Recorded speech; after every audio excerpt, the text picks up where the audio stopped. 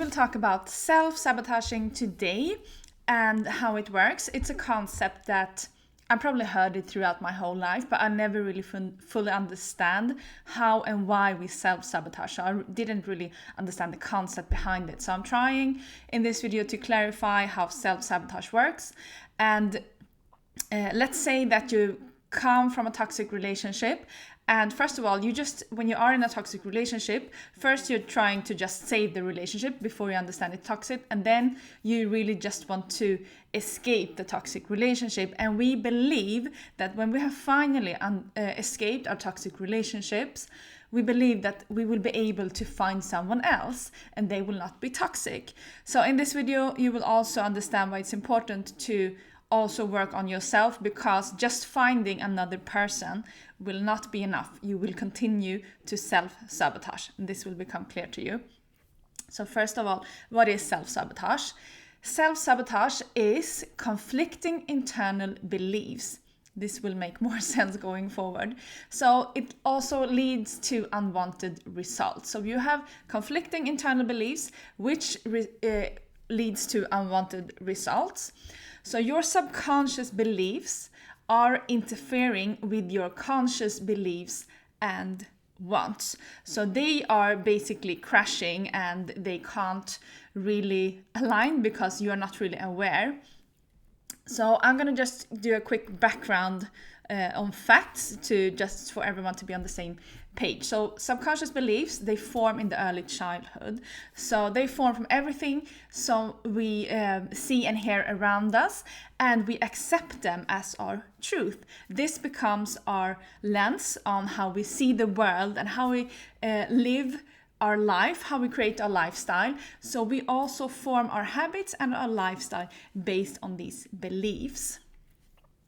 Also, up to 95%, it's said that between 40 and 95% of our habits and what we think, say, and do, they are driven by our subconscious mind. So what does it mean in essence? It means that we are on autopilot and we don't use our thinking or logical brain in these situations. When we are driven by our subconscious mind, we have taught our body to react in ways that we have taught it previously. So our reactions, our habits is based on beliefs. So what we believe, we also think, and then we react. And these become automated patterns. So we just react, basically. We are on autopilot. So I'm going to lay out a scenario for you, which could happen if you left a toxic relationship and you started to date someone else. So you left a toxic relationship, you start to date a person that is showing traits of stable and secure attachment style. So he is not triggering you, he's not showing any red flags. I'm saying he, this could of course be a she if you are a male watching this video. So you are seeing this person and he's planning an evening out with some friends and promised to be back home with you before midnight. So he's not back by midnight and you start to worry. So you send him a text of which he replies that they are having so much fun and he will be back home later. And he tells you, you don't have to wait up for me. And I'm also running low on battery. So, just go to sleep. Don't wait up.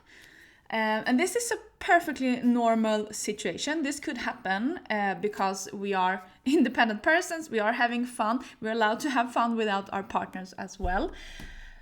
So what happens next? Also, this is a possible scenario, but I'm sure you will recognize it if you've been in toxic relationships and tried to form healthy relationships with persons that you thought were healthy, and are healthy. What happens next is that you get stomach pain and you get really angry because he promised you that he will be back before midnight, and now he's telling you that he will come home late and he will also not have any phone battery, so you can't reach him. So you immediately call him back and you try to persuade him that he needs to come home now because he can't treat you like this. He promised, He gets upset with your reaction, he feels smothered, and he tells you that now he will not come home to you, and then he just hangs up because he feels like you're trying to control him. You're now furious. You try to reach him through texts and calls, but he ignores you. So you can't have this treatment from him because he promised you to come home. You can't just have it that he's treating you like this. So now you try to reach him through his friends that you know he's out with, through their social media, because you probably don't have their contacts. So when you finally reach him through your friends, he's even more upset with you because he feels like you can't trust him. So he's upset with you not trusting him and trying to control you. So he tells you things are probably not going to work out between the two of you. He's having serious doubts. So you both hang up the phone and you are really angry, the both of you.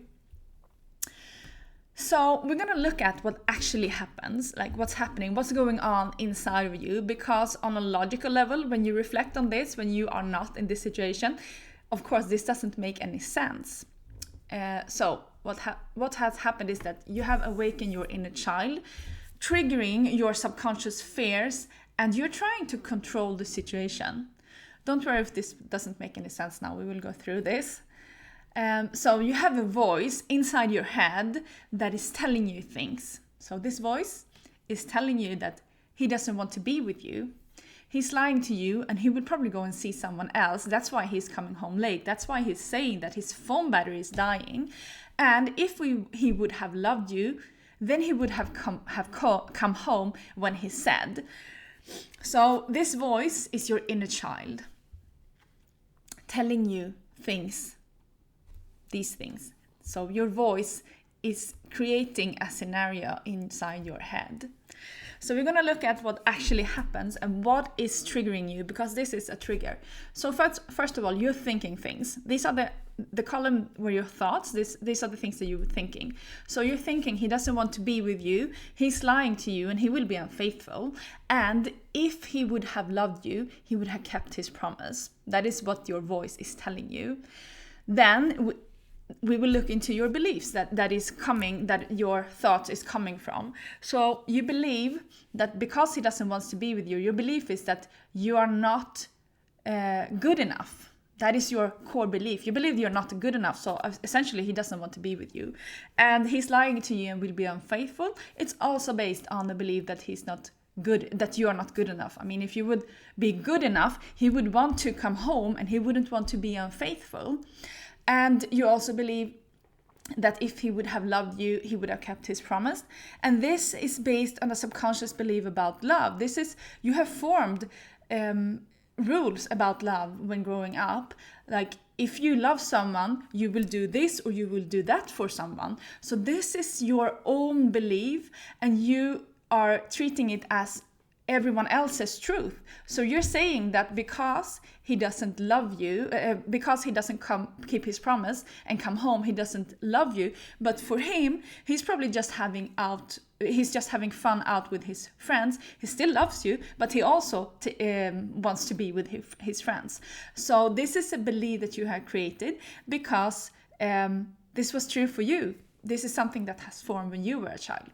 And these are coming from your fears. Your beliefs are also driven from your fears. So the reason why you think he doesn't want to be with you is because you believe that you are not good enough. And why you believe that you are not good enough, it triggers your fear of being abandoned. And you can see that all of these thoughts that you're thinking, your inner child is awakening, and it's based on your fear of being, you are afraid of being abandoned. That's why you are saying he doesn't want to be with you, and you believe you're not good enough, and it's kicking in your fear of abandonment. So this is what I talked about before, about the automation process happening. So this is something that you've been taught from your childhood. You have, for some reason, adapted a fear of being abandoned, and this is triggering you to automate feelings, reactions, and habits. These are the 95% of the habits, what we say and do, that is automatically kicking in. You're not using your logical brain. So what is happening? I'm going to move myself here so you can see. So what is happening is you will take action based upon what is going on, and what you will do is driven by your inner child. You will do anything to prevent you from being abandoned. And I mean, this is when you think about it, this is not logical. So when you look at this now, it might not be that logical to you, because you are not in the flight and fight situation where you think, your inner child thinks that you will be abandoned. You need to understand that your inner child doesn't understand that you are a grown-up person that can take care of yourself and develop strategies when you were a child to help you from being abandoned, from trying to make you live your worst fear. And your worst fear is being abandoned. But if you would be abandoned now, you would not die, which you would have done if you were a child. So this is how it all fits together. This is how self-sabotage fits together. I'm gonna move. This is the process that is happening. I'm gonna move forward to the presentation. So what you consciously want is a healthy, loving relationship. That is, if someone will ask you, what do you want? What do you want with this relationship? You would say, I just want a healthy, loving relationship. I want someone that loves me and takes care of me, and I can take care of them. What you subconsciously want, this is your inner child, is constant reassurance of not being abandoned. Because this is why you react in the way that we went through. And this is just a possible scenario, but it's very possible that it could happen, because this is how fears are triggered. So this is an example, and you probably have other examples that are similar.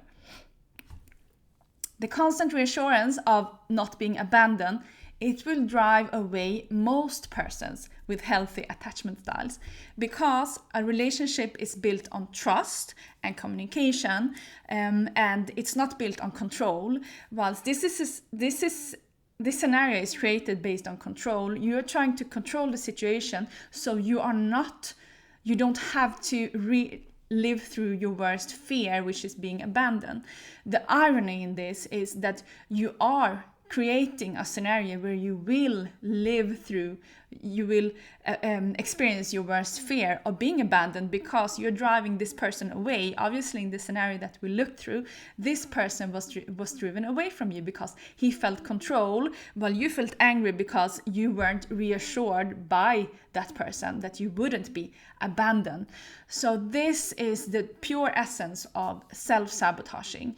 We are